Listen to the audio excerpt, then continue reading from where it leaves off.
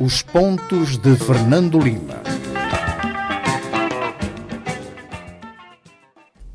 Boa noite, rádio ouvintes e telespectadores. Cá estamos nós para mais um Pontos de Fernando Lima. Falamos em direto a partir da Rádio Savana 100.2. É um programa também que, caro telespectador, pode ver em direto no Facebook e também pode ver em diferido na televisão independente de Moçambique, aos domingos, terças e quintas às 21 horas e nesta rádio aos sábados às 12 e domingo às 21 horas. Boa noite, Fernando Lima. Boa noite. Bem-vindo a um programa onde vamos olhar para muitos temas candentes que marcaram esta semana. Como sempre. E o primeiro deles, Fernando Lima, antes do seu facto de semana, esta quinta-feira o governo e os credores de Gerobondos de Ematum chegaram a um novo acordo onde foi afastado a indexação ao gás. E isto, por alguma parte, é um ganho para organizações de sociedade civil que defendiam essa indexação. Aliás, o Fórum de Monitoria do Orçamento emitiu esta noite, sexta-feira, um comunicado exatamente a saudar este novo posicionamento do governo de Moçambique, mas lembrando que o objetivo último da sociedade civil moçambicana é que as dívidas ilegais e odiosas não sejam pagas, portanto, não sejam honradas pelo governo de Moçambique. A mim parece-me que o governo está numa estratégia tripartida, que é honrar as Gerobondos da Ematum, levar ao tribunal a dívida da Proíndicos e negociar a dívida da MAM com o Banco Russo, dadas as ligações deste banco com o governo da Rússia.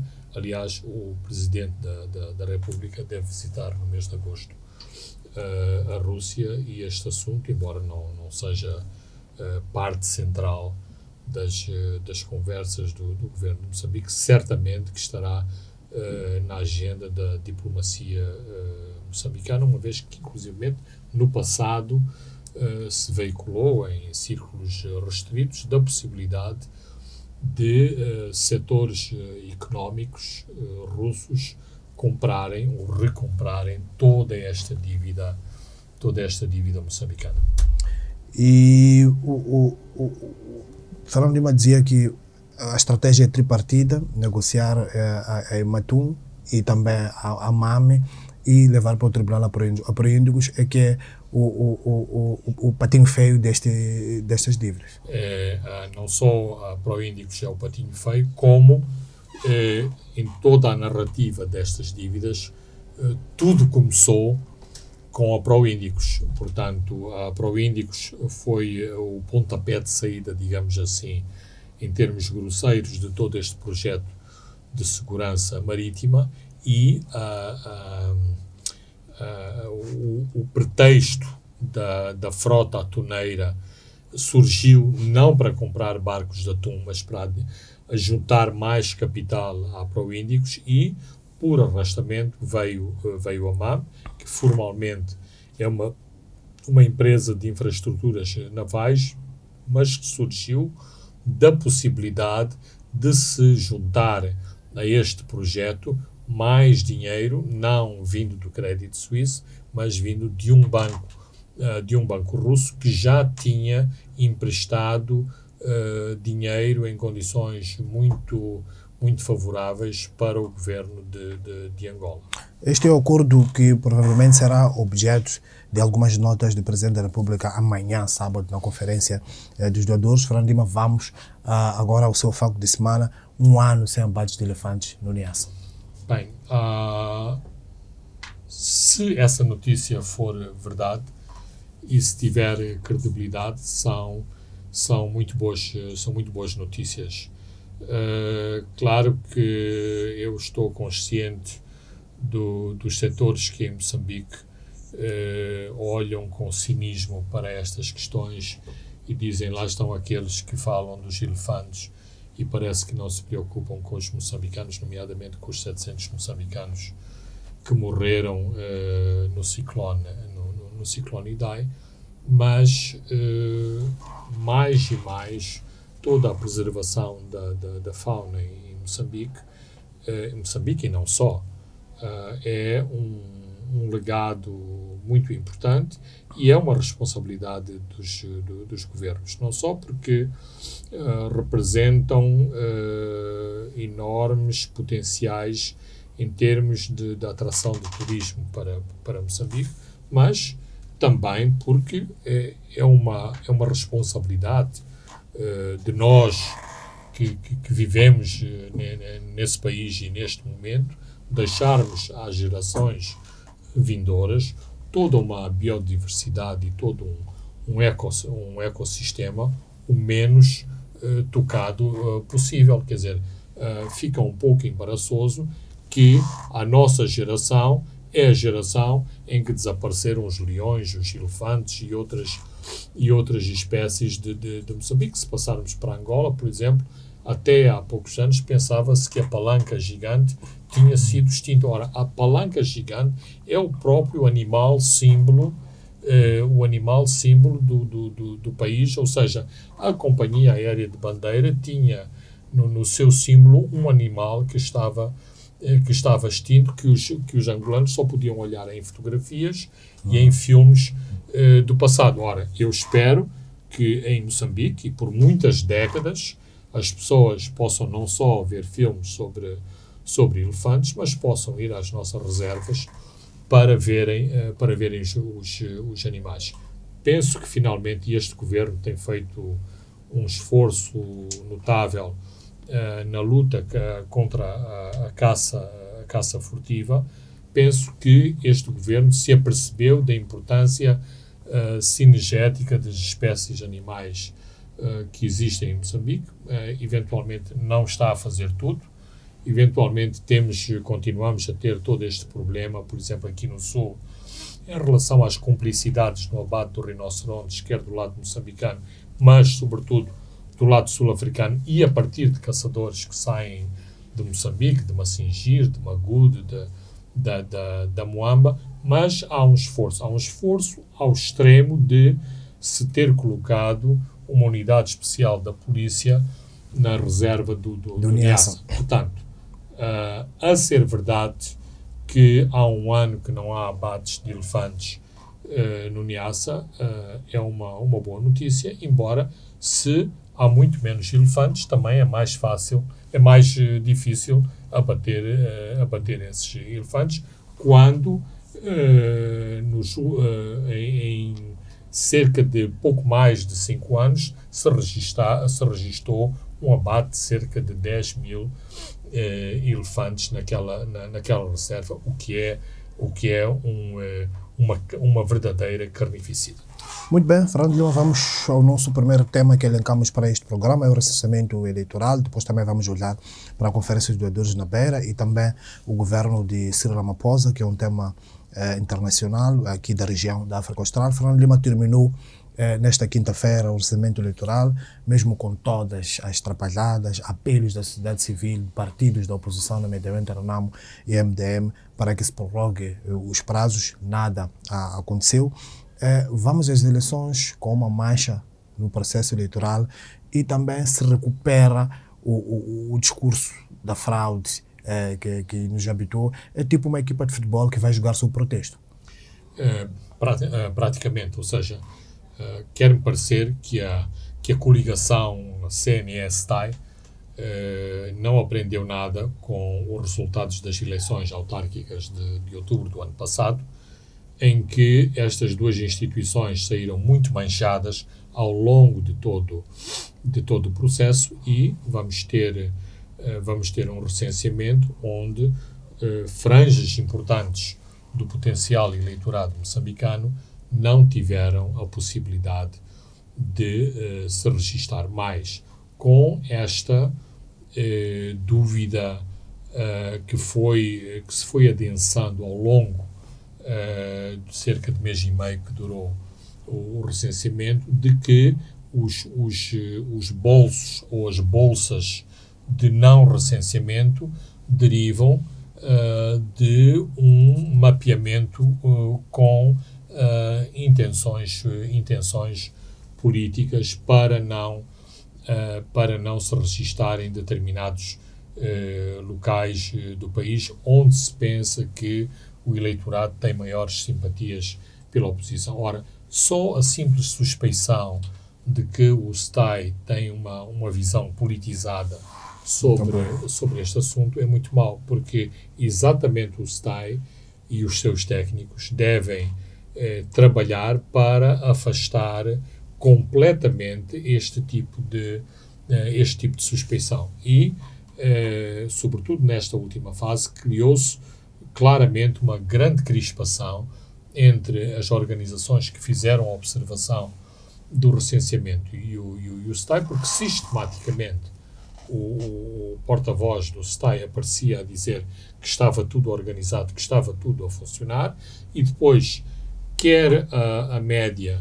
quer os observadores iam ao terreno e constatavam não questões de acidente do momento, ou seja, que uma máquina não estava a funcionar naquele momento, que se estragou, que se avariou, que havia falta de toner, que havia falta de formulários de registro, mas situações em que ao longo de todo o processo nunca houve recenseamento em determinados sítios assinalados, que durante largas semanas em determinados locais esses postos de recenseamento não funcionaram. Portanto, por mais boa vontade que o STAI tenha, por mais eloquência que o seu porta-voz tente demonstrar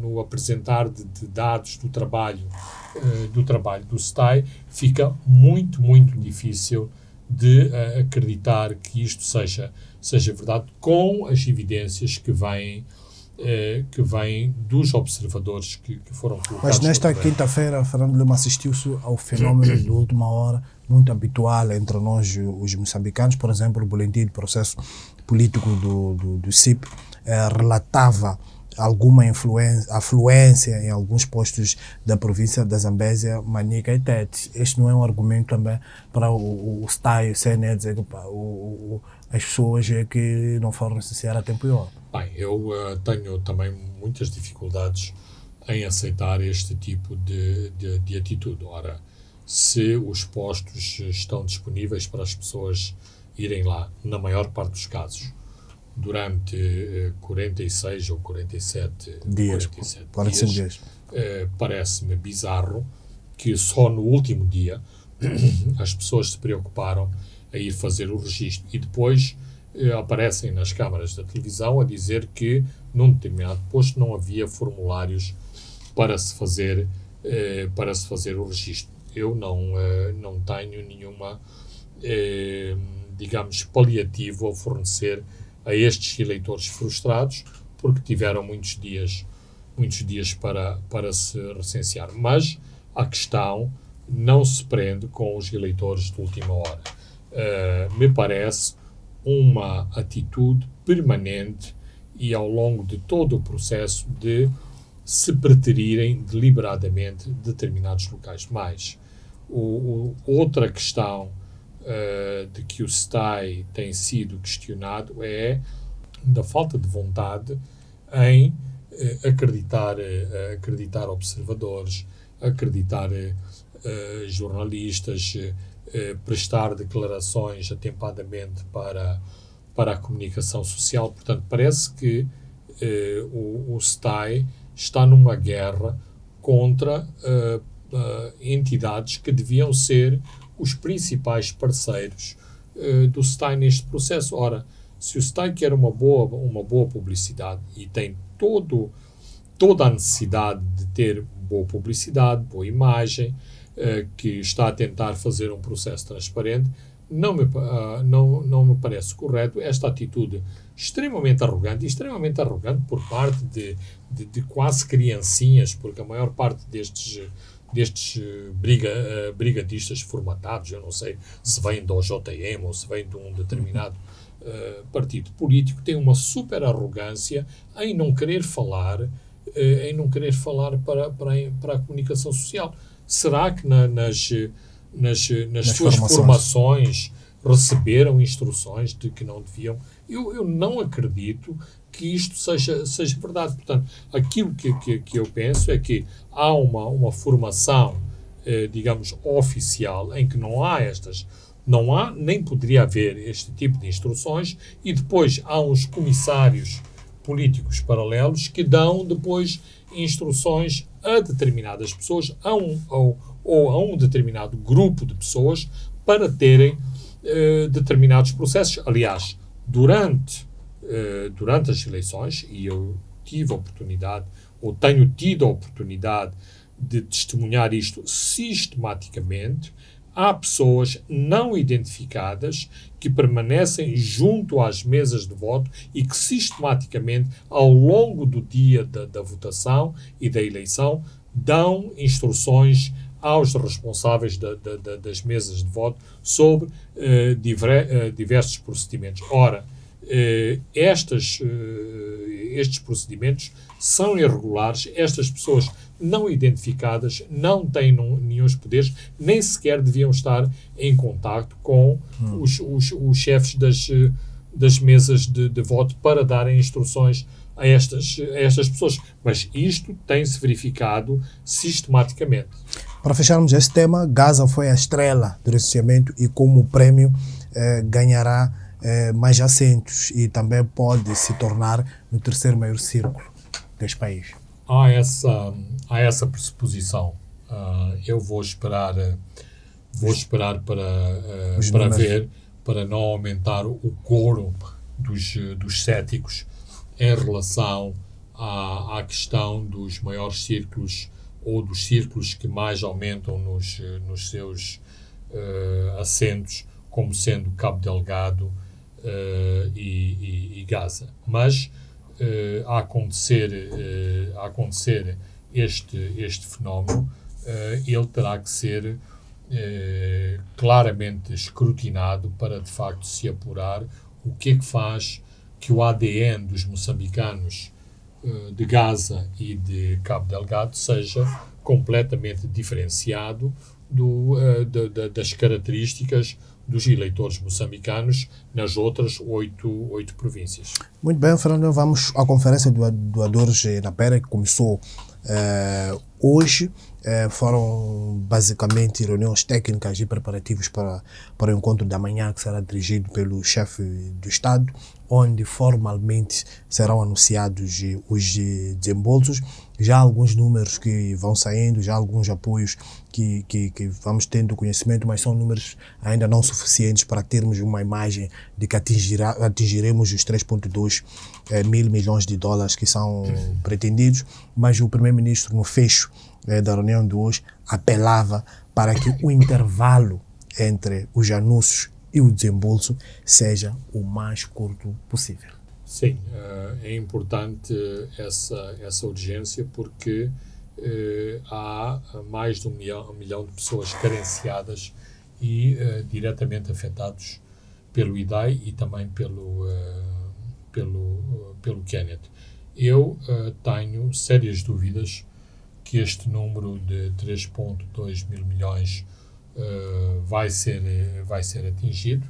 Já aqui o dissemos, acho que a ideia é de chutar um número muito para cima, para se depois tentar ficar a um número mais realista, mais modesto, ou também um número que tenha em conta as prioridades do país. É preciso compreender que Moçambique, nos últimos anos, está sobre um efeito, digamos, de antipatia internacional. Claro que muitas vezes estes fenómenos humanitários e fenómenos de catástrofe humanitária claramente passam por cima dessa lista negra em que Moçambique se encontra e que tem sido penalizado drasticamente pela comunidade internacional. Aliás, nos corredores na Beira há também um apelo para que estes valores sejam canalizados diretamente para as contas do gabinete e que serão alvo de uma rigorosa auditoria externa. Não só este sentido, como também muitos doadores querem que os seus projetos e os seus donativos sejam canalizados para o município da Beira, sobretudo aqueles projetos que têm a ver com a cidade da Beira em particular, nomeadamente os projetos de proteção de proteção costeira, de assentamentos humanos, de emergência, de reconstrução de infraestruturas públicas. Há uma grande expectativa das pessoas, e quando digo das pessoas, dos habitantes da Beira, de que esta conferência vai permitir que haja dinheiro para apoiar as pessoas a reconstruir as suas casas. Quando eu digo isto, significa que o João, o Francisco, a Madalena e a Maria têm expectativas que virá alguém para dar um dinheiro para o seu telhado, para a porta, para a janela ser construída. Mas isso não vai acontecer assim. Eu tenho sérias dúvidas que isso possa acontecer. Nunca aconteceu e na Beira não vai acontecer. Mesmo em relação ao tecido industrial da Beira, não vai haver, não está previsto para já, nenhum pacote de dinheiros a fazer ao desbarato para cada fábrica que foi atingida pelo ciclone. Aquilo que existem pacotes negociados que têm a ver com empréstimos bonificados, que têm a ver com perdões fiscais, moratórias fiscais, ou seja, que todas as partes facilitem, flexibilizem a reconstrução, mas naquilo que é o jargão típico, cada um tem que fazer a sua parte. Portanto, não há almoços grátis. Os almoços grátis que houve foram aqueles no pico da emergência, em que as pessoas faziam a bicha e recebiam quer refeições, quer um pacote de alimentos e de utensílios de emergência, nomeadamente objetos de higiene pessoal e, nas zonas rurais, alguns instrumentos para a produção agrícola e sementes para ajudar a reconstrução da sua vida. Para além disso, tenho muitas dúvidas, mas eu diria, infelizmente, há muita gente na Beira e em Sofala que tem esta expectativa, que haja dinheiro para distribuir às pessoas, para as apoiar a reconstruir as suas casas, porque há muita gente com casas destruídas.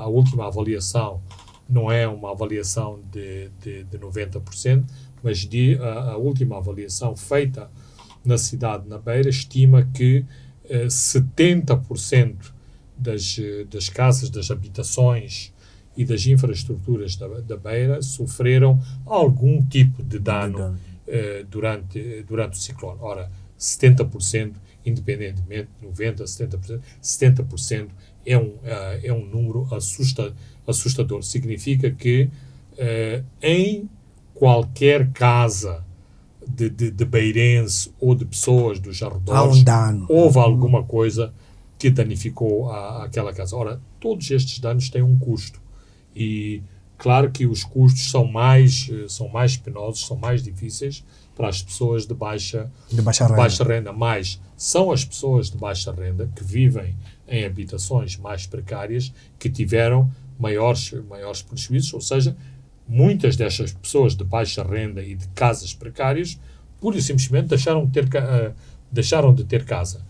Não sei como é que vai funcionar este modelo da nova casa resistente às mudanças climáticas. É este o jargão. Eu vi os modelos da casa resiliente. Também não sei de onde é que virão os fundos e quem poderá ser beneficiário da casa resiliente, mas a UN Habitat, uma agência das Nações que também Unidas, fez um levantamento na Beira. Fez um levantamento com o Conselho Executivo da Beira e com o governo holandês, que deu um grande apoio neste levantamento, e há neste momento modelos de casas que em princípio devem resistir às intempéries, porque a expectativa é que, ou seja, a expectativa não é que todos os anos haja ciclones, mas o intervalo entre as catástrofes, entre as calamidades, entre estes fenómenos naturais, este intervalo vai ser muito mais pequeno. Por exemplo, penso que em 20 anos não houve um ciclone desta dimensão na cidade da Beira. Com o aquecimento da superfície marítima, e isto é inexorável, não há nada a fazer, porque eu não acredito nestas conferências da questão da redução do buraco do ozono e de todo este clímax até 2030. Portanto, aquilo que temos como desafio é o aumento da temperatura das águas do mar, e o aumento da temperatura das águas do mar a que propulsiona a formação destes movimentos ciclónicos, que depois muitos deles se movimentam em relação à costa. Ora, Moçambique, sendo um país com uma costa muito extensa, é claramente um país mais exposto a este tipo de fenómenos. Portanto, temos que estar preparados a que estes fenómenos todos os anos nos visitem. Se uma vez é no Ibo, no ano seguinte será em Climane, será no Xinde, será em Vilanculos. Enfim, os prognósticos não são simpáticos para um país que tem quase 3.000 quilómetros de costa. E o que se defendeu hoje também é que tinha que se deixar de mobilizar sempre recursos para reconstruir as mesmas infraestruturas outrora destruídas. São as praias novas que discutimos aqui um pouco no passado. Sim, não só as praias novas, ou seja, encolhermos os ombros àquilo que nós achamos que vai dar errado.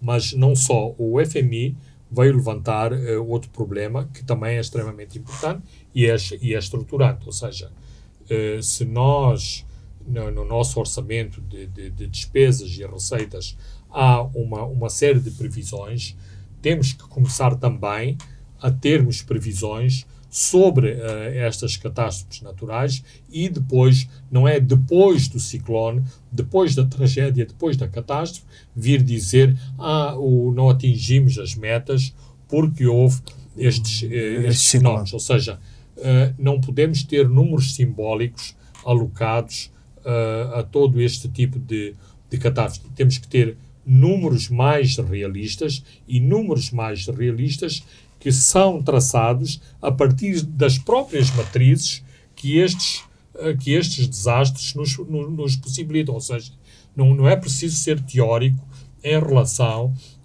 aos desastres. Basta olhar para os desastres que nos visitaram ao longo dos últimos anos para sabermos quantificar quanto é que temos que alocar, porque alocar não custa. E se sobrar, também facilmente podemos desviar estes recursos para outras linhas do orçamento. Mas temos que começar a estar mais realisticamente preparados para ter recursos para fazer face a este tipo de eventos que habitualmente acontecem em cada princípio de ano no país. Muito bem, Fernando Lima, vamos a um brevíssimo intervalo e voltamos já. Pontos de Fernando Lima. Boa noite, rádio ouvintes e telespectadores. Estamos de volta à segunda e à última parte dos pontos de Fernando Lima. Fernando Lima, agora vamos olhar para a proposta do relatório de riscos fiscais do Ministério da Economia e Finanças, que alerta que as empresas do Estado são um perigo para as contas públicas e representam um enorme fardo para o orçamento. Nada que não sabíamos e já discutimos aqui no passado. Por exemplo, nos últimos 3 anos, eles dizem que as demonstrações financeiras auditadas de 3 empresas públicas durante 2015 e 2017 mostram um quadro de risco fiscal preocupante. São as Petromocs, as GTMs. Surpreendentemente, uma das 2 empresas auditadas que aparentemente está no positivo são os Correios de Moçambique. Sim. Eu não Os sei CFMs. não sei que milagre aconteceu nos Correios de Moçambique, porque eu não sei onde é que está, ou pelo menos deve ser uma falha de comunicação da empresa Correios de Moçambique que não consegue explicar onde está agora o seu co-business. Onde está, se é a parte da banca, se é a parte do correio e das encomendas expresso, não sei. Mas o que é certo é que os Correios de Moçambique são citados como uma empresa positiva em paralelo com os CFM, que é basicamente não uma empresa de produção de serviços, mas uma empresa rendeira, uma vez que tem a maior parte das suas infraestruturas concessionadas, nomeadamente o Porto de Maputo, o Porto da Beira, o Porto de Nacala, o Porto de Climane e mesmo algumas das suas linhas, como é a linha entre Nacala e o Malawi. Não, eu penso que costuma-se dizer mais vale tarde do que nunca. O Ministério das Finanças começa a fazer coro com o Banco de Moçambique para o perigo da dívida, para o perigo que constituem as empresas públicas, isto também para criar uma percepção na opinião pública de que estas empresas são problemáticas para o equilíbrio da nossa economia e das nossas finanças. Foi revelado... É estratégico isso tornar público, porque antes não se fazia. Não, mas Moçambique está aí há uns 2 anos sob pressão do FMI, que é preciso resolver o problema das empresas públicas. Resolvemos? Não. Temos vindo a resolver parcialmente com os paliativos aqui, os paliativos ali, umas ameaças de reestruturação da força laboral na MCL e na TDM, umas ameaças de reestruturação laboral na EDM. Vimos um PCA que foi porque o seu plano de reestruturação parou num órgão político algures. Sim, foi parar de novo a Abidjan, onde claramente tem um ordenado muito simpático e muito para além dos tais 700 mil meticais que esta semana um semanário Cada Praça achava que era um grande salário. As pessoas desse semanário deviam consultar a folha de salários da Anadarko e da ExxonMobil para divulgarem todas as pessoas que nestas empresas, incluindo moçambicanos, que ganham acima dos 700 mil meticais. E é bom que se perceba, 700 mil meticais são cerca de 11.500 dólares. Nenhum PCE dos bancos, da banca local, tem esse ordenado. Ou seja, não é que ganha menos, ganha muito, muito, muito mais do que 11.500.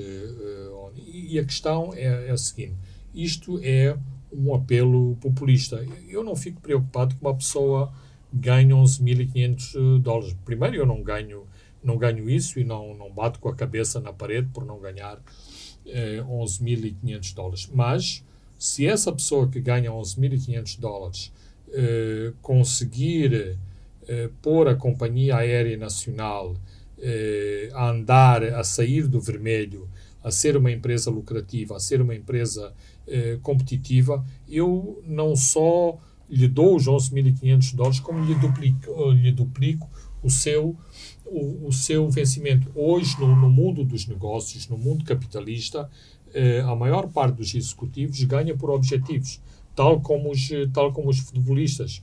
Portanto, os futebolistas assinam aqueles contratos, têm que marcar tantos golos, têm que fazer tantas assistências, têm que contribuir para ganhar campeonato, taça, uma competição internacional.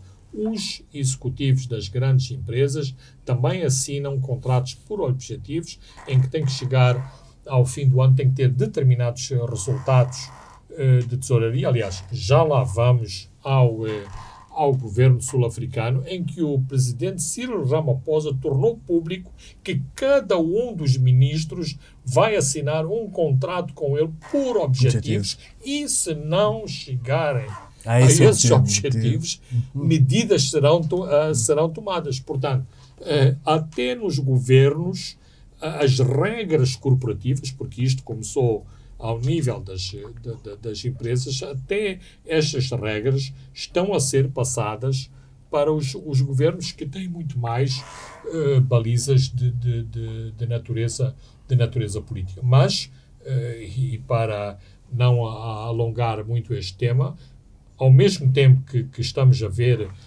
este sinalizar dos problemas do setor público, temos os sindicatos de uma dessas empresas públicas a protestar contra a concorrência. Foi ao Parlamento protestar contra a concorrência, empresa essa que tem 4 aviões e tem uma mão de obra de 900 trabalhadores. Os telespectadores do nosso programa podem dividir 900 por 4 aviões. E então, veem quantos trabalhadores estão alocados a cada um dos aviões e se, na sua perspectiva, uma empresa pode ser saudável com tantos trabalhadores alocados por avião. Ora, uma empresa não pode funcionar. Eu não transformo o capitalismo e a economia de mercado numa nova religião, numa nova seita ou igreja, mas há aqueles conceitos básicos de solvabilidade, de rentabilidade, de eficiência, que todos temos que respeitar, senão é como estamos aqui a discutir a questão da dívida. A dívida moçambicana é superior ao PIB. Ora, o PIB significa Produto Interno Bruto. Produto Interno Bruto significa tudo que nós produzimos ao longo de um ano fiscal, quer em termos de serviços, quer em remessas do exterior, quer a própria produção física. Ora, se a nossa dívida é maior do que aquilo tudo que produzimos, isto é um grande problema. Ou seja, um país com uma economia pequena, muito vulnerável, como Moçambique, tem sérias dificuldades em honrar os seus compromissos, porque dívidas todos temos. Se convocarmos aqui um economista do Partido Frelimo, vai dizer que os Estados Unidos estão muito mais endividados que Moçambique. É verdade. Portugal está muito mais endividado que Moçambique, mas não se pode comparar a economia de Moçambique à economia de Portugal, não se pode comparar a economia de Moçambique à economia da África do Sul e dos Estados Unidos. Portanto, os países têm diferentes capacidades para pagar a sua dívida. Ora, no caso de Moçambique, instituições como o FMI, como o Banco Mundial, acham que o país só se devia endividar até um teto de 50%, 60%. Ora, nós ultrapassamos os 100%. Portanto, por isso aqui o ministro Malayan tem que fazer estes malabarismos da negociação da dívida, ou dar sinal ao mercado que estamos a tentar negociar a dívida, que é para ver se, pelo menos contabilisticamente, mexemos no estoque da dívida e tornamos o país mais apetecível em termos dos índices desenvolvimento humano. de rateio. Não, índices como o Moody's, o Fitch e todos esses rácios ou avaliações que têm a sua importância porque dão indicações ao mercado de qual é o nível de solvência ou insolvência das finanças moçambicanas. O setor financeiro parece que é o que se salva, tem indicadores saudáveis, mas o financiamento do déficit fiscal está associado a uma grande exposição dos bancos comerciais aos títulos soberanos, nomeadamente os bilhetes de tesouro e os títulos e as obrigações. Não, e não só aquilo a que temos assistido, embora o Ministério das Finanças tente pôr água na fervura e dizendo que as obrigações do Tesouro continuam apetecíveis, que os bilhetes do Tesouro comercializados pelo Banco de Moçambique continuam a ter uma grande afluência, sobretudo da banca. Mesmo os bancos que têm os seus rácios de solvabilidade e que têm também os seus tetos dos produtos de que se podem endividar, do crédito que podem conceder, começam a ter uma atitude muito mais defensiva, uma vez que uma pessoa, e faz parte das regras da economia, é preciso ter os ovos em vários cestos. Ora, se os bancos começam a ter overdoses de títulos obrigacionistas e títulos do Tesouro, correm o risco de estarem a incorrer em problemas de médio e longo prazo. Mas uma das questões que se colocou e que se colocou também ao Banco Central em relação à questão das chamadas dívidas ocultas era exatamente a exposição de alguns bancos moçambicanos a essas mesmas dívidas. Portanto, declarando não pagar, significa também esses bancos têm que eliminar, têm que criar imparidades para essas mesmas dívidas. Ou seja, as dívidas atingem-nos dentro da nossa própria casa. Não é para dizer crédito suíço não paga, porque o crédito suíço e o VTB também repassaram essa dívida, e alguns dos tomadores dessa dívida foram bancos moçambicanos que estão embaraçados com esta situação e que todos os dias têm ataques de nervosismo em função se este problema se resolve ou não se resolve. Muito bem, Fernando Lima, vamos agora à África do Sul. O governo de Ramaphosa anunciou na noite desta quarta-feira o seu novo executivo, reduziu o número de ministros para 36 para 28, incluiu pelo menos um membro da oposição, Patrícia Lidel. 50% do governo são mulheres, mas não conseguiu se livrar de um séquito de vice-ministro. Não, é quase pornográfico este séquito de vice-ministros. Alguns ministérios têm mais que um vice-ministro.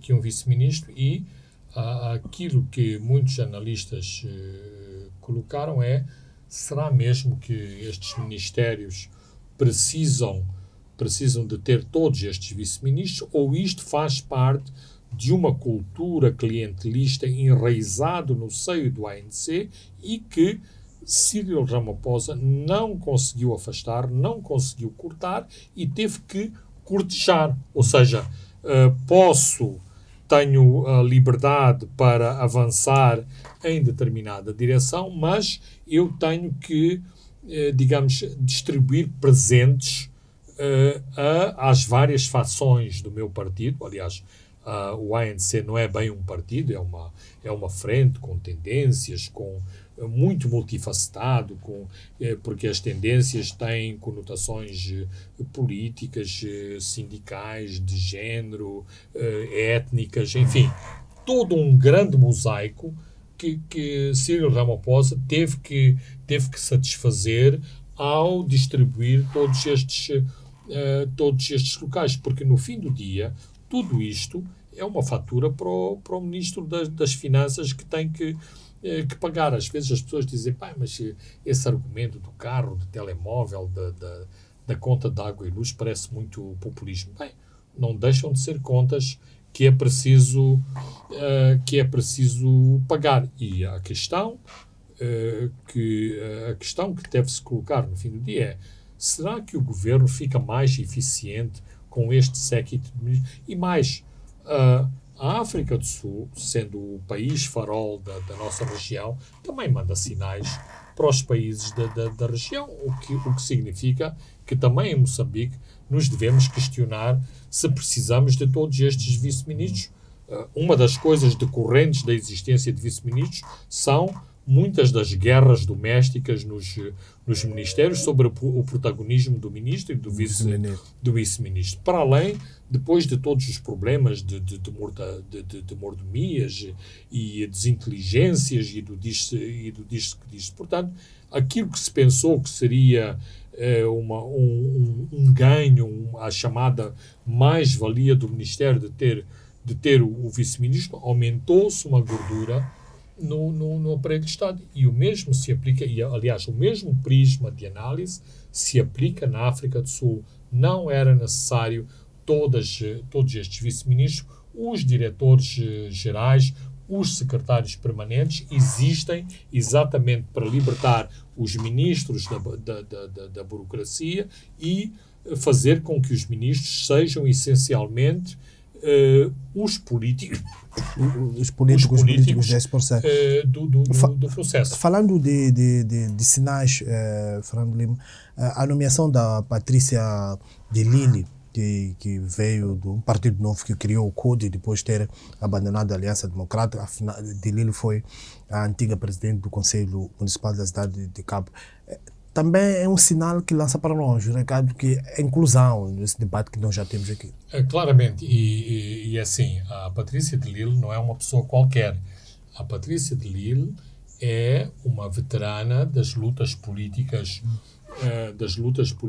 na África do Sul, com credenciais anti-apartheid. Portanto, não é propriamente, mesmo tendo estado na Aliança Democrática, não é propriamente uma apoiante, digamos, da conotação racial que muitas vezes é atribuída à AD. A Patrícia de Lille é uma sobrevivente de todas as lutas políticas da África do Sul, e eu penso que, em última análise, aquilo que Cyril Ramaphosa esteve a fazer é premiar a militância de Lille. Mas também a Patrícia de Lille, por onde passou, deixou boas indicações, e a pasta que lhe foi atribuída não é pera doce. Ela tem a pasta das obras públicas, nomeadamente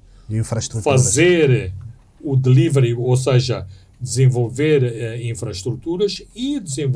infraestruturas afastando uma coisa que é quase inerente à questão das infraestruturas, que é a corrupção, as luvas e as comissões. E a África do Sul, sendo um país muito forte, mas também com esta corrupção muito enraizada no setor público, é claramente um novo desafio para esta senhora, que também não é uma coisa nova para ela. Ou seja, não sendo grosseiro, a Patrícia de Lille não é propriamente uma virgem nestas questões da política sul-africana e da política sul-africana hardcore.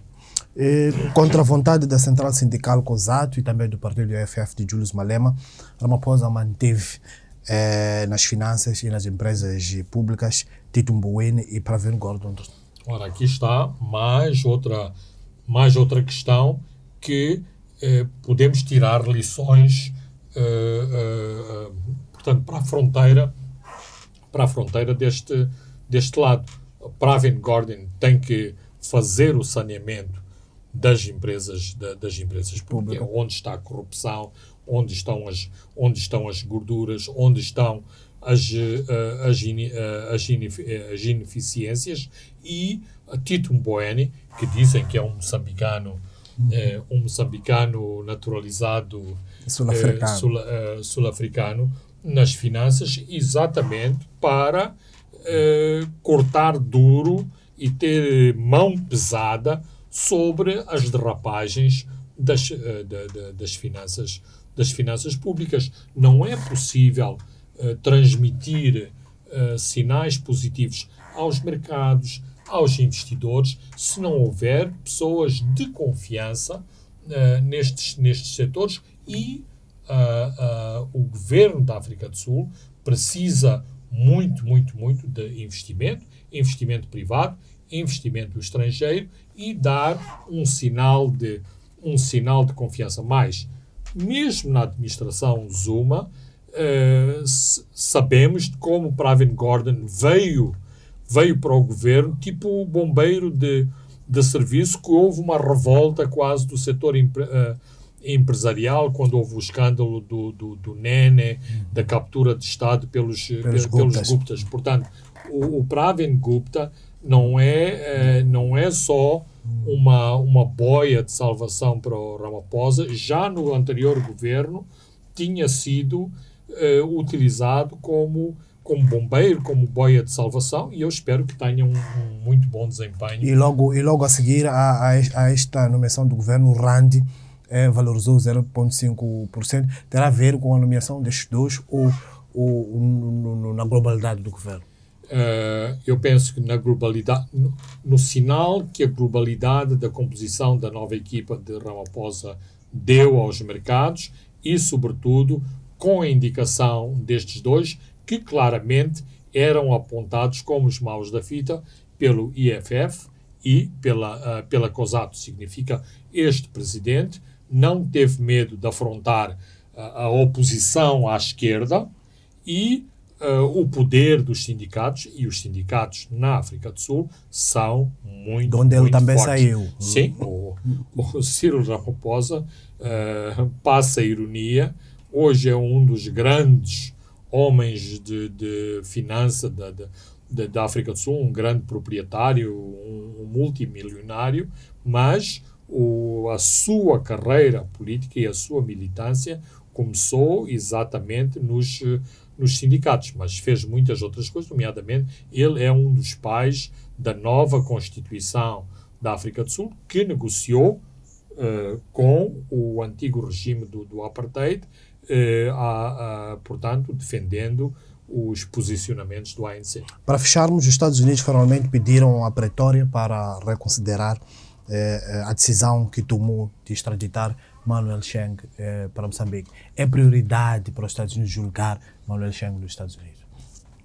Bem, digamos que é uma nova nuance nesta, não sei se é telenovela brasileira, telenovela mexicana, não sei qual delas é a mais espetacular, que tira mais lágrimas, mais emoção, mais suspense. Mas o que é certo é que os Estados Unidos, que logo no dia a seguir ao posicionamento sul-africano, tinham tirado um comunicado duro, portanto, exigindo que Cheng fosse para os Estados Unidos, agora formalizaram este seu posicionamento através de uma declaração de um porta-voz da Embaixada em Pretória. Antes tinham deixado cair para a imprensa que a delegação que foi à tomada de posse de Ramaphosa vinha também para discutir esta questão de Cheng. Portanto,